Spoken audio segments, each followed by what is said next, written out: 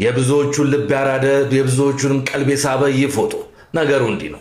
ይህ ሰው ከታመመ በኋላ ማንም ጠያቂ የለውም። ታዲያ በየጊዜው ከሁለት ቀን በኋላ አንዲት ወፍ እየመጣች እሱ ጋር ተቀምጣ ጊዜዋን ካሳለፈች በኋላ በመስኮት ትወጣለች። ነርሶችም የዚችን ወፍ ድርጊት እያዩ ነገሩ ግራ ተጋብተዋል። ማባረር ግን አልፈለጉም። ይህ ነገር በተደጋገመ ቁጥር ጥያቄ ፈጠረባቸው። በእርግጥ ይህ ሰው መንፈስ ቅዱስ እየቀረበው ነው ወይ እምነታዊ ነገርም አድርገው አሰቡት። ነገሩ ግን እንዳሰቡት አልሆነም። በየጊዜው ወፍ እየገባች እሱ ጋር ተቀምጣ የምትፈልገውን ያህል ቆይታ ትወጣለች።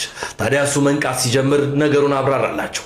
ይህ ሰው ለወትሮ ፓርክ ውስጥ ቁጭ የሚል እዛውም ልክ ደግሞ ለአዕዋፋት ምግብ የሚለግስ ከአዕዋፋቱም ጋር እንደ ቤተሰብ የሚቆጠር ሰው ነበር። ታዲያ ይቺ ወፍ ከፓርክ ውስጥ ይህን ሰውዬ ታጠዋለች። የሆነ ሆኖ ይህን ሰውዬ አምቡላንስ ሲወስደውን ትመለከታለች። ተከትላም ወዴት እንደሚያርፍ ታየዋለች።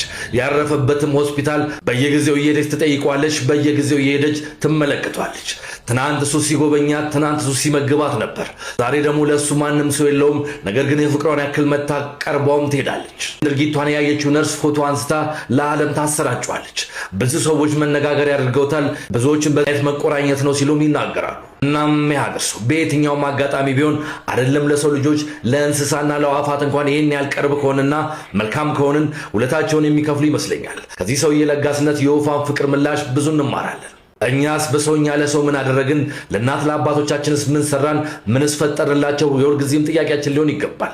በተለይ ደግሞ ለሀገር ሰላም፣ ለሀገር አንድነት የሚጸልዩ ዓለም በቃኝ ብለው ገዳም የሚኖሩ በክርስቶስ ፍቅር ተዋጅተው ክርስቶስን ብቻ አምነው ገዳም የገቡ እናትና አባቶቻችን እኛ ቀና የማድረግ የመደገፍ ኃላፊነት የኛ ይሆናል። በሙታን ሳማር ቅዱስ ሚካኤል አንድነት ገዳም የእናቶች ባት ተገንብቶ እስካሁንም ደስታቸውን ግን መመለስ አልቻለም።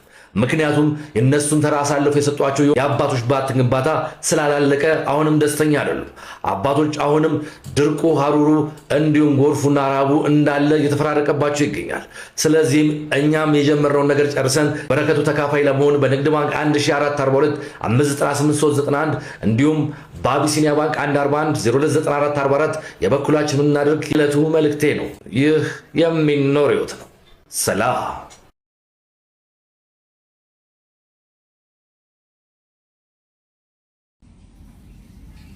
有人。